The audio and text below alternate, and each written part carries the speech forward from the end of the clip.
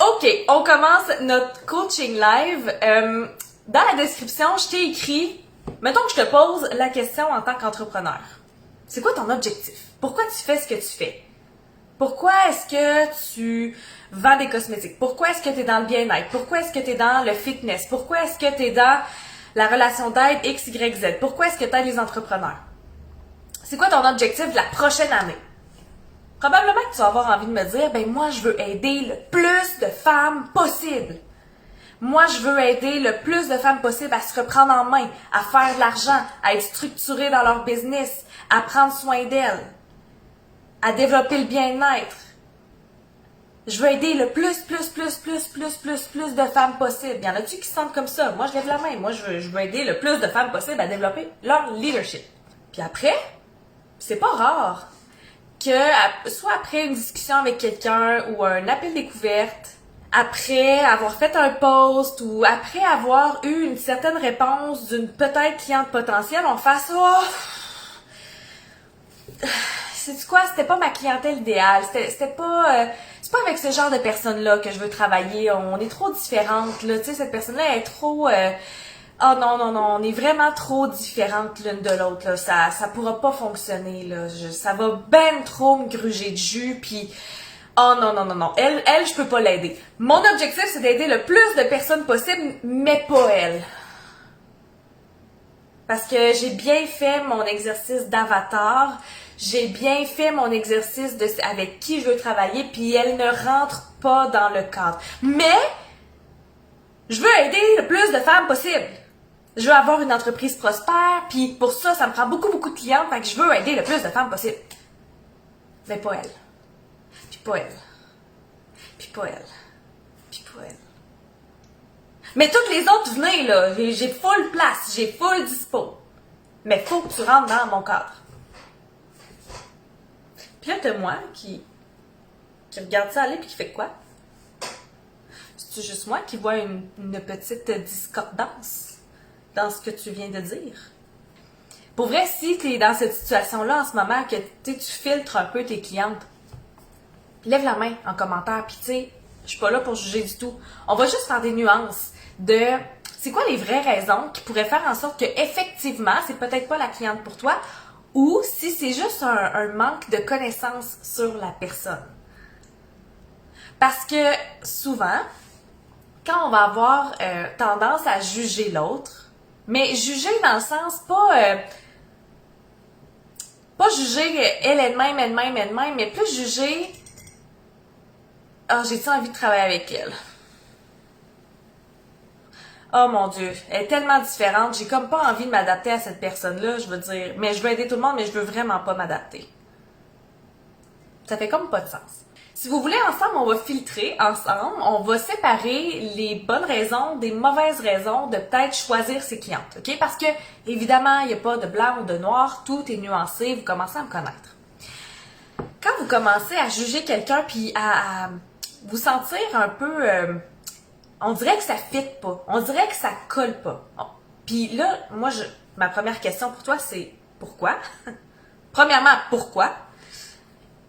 Si ta raison, c'est moi, j'aime ça quand c'est go, puis je te donne des devoirs, puis t'es fait, puis tu as des résultats, puis que l'autre personne est plus dans le doute, puis elle est un peu plus prudente, puis c'est un peu plus lent, puis ça te gruge du jus, c'est pas une bonne raison.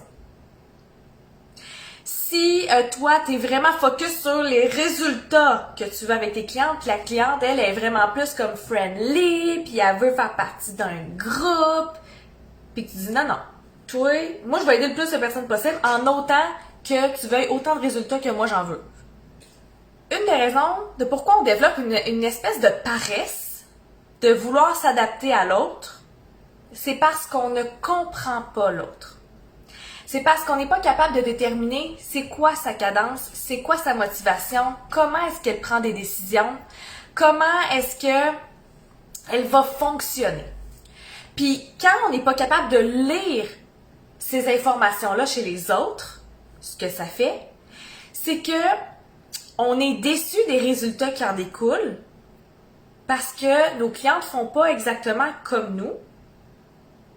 Fait que là, on est déçus de leurs résultats, elles sont déçues de leurs résultats, mais à cause que toi, tu avais d'énormes attentes sur ta cliente, c'est là que tu commences à te sentir imposteur. C'est là que tu commences à douter si tu es une bonne coach. C'est là que tu commences à douter si tu es une bonne conseillère. C'est là que tu commences à douter si tu es à ta place. Mais c'est pas parce que c'était pas ta clientèle cible. Moi, là, c'est tout ce que je souhaite pour tous les leaders, toutes les femmes entrepreneurs, c'est qu'on soit assez flexible dans notre façon de voir l'être humain pour effectivement pouvoir aider le plus de femmes possible. Fait qu'une femme qui est différente de toi, est-ce que c'est vraiment une bonne raison de refuser de l'aider parce qu'elle est différente de toi? Je ne veux plus jamais entendre ça de toute ma vie. Jamais. Jamais. Pourquoi? Parce que vous avez les outils pour comprendre les gens. Si vous êtes dans ce groupe-là, vous savez que j'enseigne le modèle du comportement humain et c'est tellement ça qui va vous aider à catcher à qui vous avez affaire et à vous adapter. Parce que des fois, on juge les gens en fonction de ce qui est différent de nous, puis quand on comprend pas vraiment ce qui est différent de nous, on pense que c'est pas correct chez l'autre personne. Mais sais-tu quoi? C'est normal de ressentir un inconfort quand on travaille avec des gens différents de soi. C'est normal.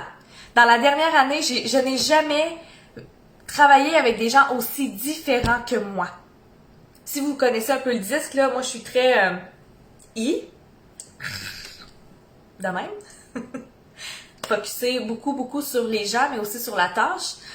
Et j'ai travaillé beaucoup avec des personnes consciencieuses, des personnes C. Fait que très, parfois dans la façon de faire, cadence un peu plus lente avec une préférence pour les tâches. Je veux aider le plus de femmes possible, entrepreneurs, à développer leur leadership, mais je peux pas me limiter à des filles qui sont consciencieuses, ils ont besoin de moi aussi. Comment est-ce que je peux faire pour les aider? Premièrement, en les comprenant. Et avec mon expertise, je les comprends. Autant les D, les I, les S que les C. Fait que, est-ce que ça m'empêche de les aider? Non! Je les comprends, je sais exactement ce qu'elles vivent. Je sais exactement quelle stratégie leur proposer. Puis je sais exactement combien de temps ça va prendre. Bien sûr que tu peux aider tout le monde. On va nuancer. C'est qui, selon toi, ta clientèle qui n'est pas ta clientèle cible? C'est qui, selon toi, qui n'est pas ta clientèle cible si tu es dans l'optique que tu veux aider le plus de femmes possible? En fait, une des seules raisons pour laquelle une cliente ne serait pas ta clientèle cible, ça serait une cliente qui n'a pas bien compris nécessairement ta promesse. Et une promesse d'affaires, c'est à toi de la rédiger et de la communiquer. Je vais prendre l'exemple à Véro ici. Si elle est victime, plus de difficultés avec moi. Je comprends. Mais avant qu'elle rentre dans ton programme puis que tu vois qu'elle a un certain statut ou un certain pattern de victime, tu as deux choix. Soit tu fais « non, excuse-moi, ça ne fonctionnera pas » ou tu mets carte sur table. Écoute, moi, la promesse dans mon programme, dans mon coaching, c'est X, Y, Z. Je ne pourrai pas faire les choses pour toi. Tu vas apprendre ça. Tu as le droit à tel support. Maintenant, moi, je suis prête à offrir ce que je viens de te présenter. Toi, est-ce que ça te convient? Fait qu'une cliente qui ne serait pas ta clientèle idéale, c'est une cliente qui n'accepte pas nécessairement tes limites, ton offre, ta promesse. Et là, on va vraiment faire attention de ne pas justement ajuster nos limites selon chaque personne, parce que c'est là que tu vas te perdre, puis c'est là que tu vas te brûler, puis c'est là que tu n'aimeras pas ta business. Donc, c'est qui ta clientèle qui n'est pas ta clientèle idéale et que tu as le droit de refuser? C'est quelqu'un qui, après avoir pris connaissance de ta promesse, de ton offre, de tes cartes, qui n'accepte pas les limites que tu lui proposes, qui n'accepte pas les règles du jeu de ton univers. Mais j'ai envie de dire que c'est tout. C'est tout. Parce que votre business, c'est comme votre maison, c'est chez vous. S'il y a des gens qui rentrent chez vous puis qui respectent pas les règles de la maison, vous allez vouloir les sacrer dehors. De toute façon. Mais c'est pas parce que ils pensent différemment de vous. C'est pas parce qu'ils ont des valeurs différentes de vous. C'est pas parce que ils ont une cadence différente que vous. C'est pas parce qu'ils parlent plus vite, plus lent. C'est pas parce que ils sont plus boblés. C'est pas parce que ils sourient moins que vous. C'est pas parce qu'ils sont moins patients que vous. C'est pas parce que ils font les choses différemment que vous. Ça, c'est toutes des traits de personnalité avec lesquels vous pouvez vous entraîner à jouer avec. La seule raison pour laquelle une clientèle ne serait pas votre clientèle idéale, c'est quelqu'un qui n'accepte pas vos règles du jeu dans votre univers. Pour 2022, probablement, vous allez vous poser la question, qu'est-ce que je veux pour 2022? Qu'est-ce que je veux sortir? Avec qui je veux travailler? Et si la seule et unique réponse de avec qui je veux travailler, ça serait, je veux travailler avec des femmes qui, évidemment, veulent passer à un prochain niveau dans mon expertise, ton expertise, votre expertise à vous toutes, et qui va accepter mes règles du jeu. Et vos règles du jeu, vous les avez choisies pour plusieurs raisons. Parce que vous les avez essayées, parce que vous avez de l'expérience dans votre expertise, parce que vous savez comment ça fonctionne, parce que vous avez eu des feedbacks, parce que faites-vous confiance. Et à la limite, testez. Testez vos règles du jeu. Cette année, j'ai tellement testé mes règles du jeu. Après chaque programme, OK, comment c'était, comment vous avez aimé ça, vos commentaires, vos suggestions, tu sais, qu'est-ce que je ferai différemment la prochaine fois. Des règles du jeu, c'est pas obligé d'être super fixe, vous pouvez les bouger. Mais à chaque fois que quelqu'un rentre dans votre univers, vous avez le droit de lui présenter les règles du jeu qui vous conviennent dans le moment. Pour 2022, je vais avoir des règles du jeu différentes de 2021.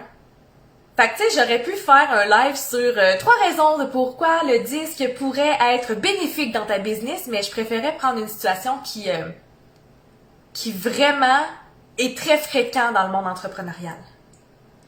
Et si tu sais pas encore si le disque est bon pour toi, je pense qu'aujourd'hui, tu le comprends. Si tu as l'intention de vouloir aider le plus de femmes possible, ça te prend le modèle du comportement humain. Vraiment. Parce que sans ça, tu juges les gens, puis c'est normal. Il te manque de l'information. On juge parce qu'on comprend pas. Fait que tu as besoin de comprendre l'autre et tu as besoin de savoir comment l'aider aussi. Parce que c'est bien beau de savoir si tu as un D, un I, un S, un C, mais après ça, je fais quoi avec cette information-là? Comment je peux l'aider? C'est quoi ma meilleure stratégie? C'est quoi faut que je fasse? Fait évidemment que tu peux t'ajuster et être très flexible là-dedans. Et plus tu vas être flexible et qu'améliore avec les gens, tout en gardant tes règles du jeu, qu'est-ce qui peut mal aller? Pour vrai, qu'est-ce qui peut mal aller? Pas grand-chose. Pas grand-chose. Donc, pourquoi est-ce que je te parle de ça? En 2022, je regarde mon calendrier, le 11 janvier, je démarre une cohorte qui s'appelle d'entrepreneurs à leader. Fait que si tu es une entrepreneur qui a tendance à filtrer ses clients puis que tu veux devenir une leader qui est capable de travailler avec tout le monde, tu veux rentrer dans ce programme-là où est-ce que tu vas justement apprendre le disque et avoir un soutien de ma part avec des ateliers exclusifs que je n'ai jamais donné. Ça va vraiment être cool. Vous allez avoir plus d'informations dans l'événement S'approprier son succès. Il y a des femmes qui ont levé la main dans mon univers pour dire, ben moi, je serais prête à prendre des appels pour des filles qui ont des questions par rapport à ce programme-là. Ce que je vais faire, c'est qu'en commentaire après le live, je vais aller mettre le lien pour que tu puisses prendre un appel dans le cas où tu as des questions. Je suis vraiment, vraiment, vraiment en gratitude que vous soyez là avec moi de semaine en semaine. Je vous embrasse, prenez soin de vous, puis on se dit à jeudi pour le prochain live sur ma page pro Christine.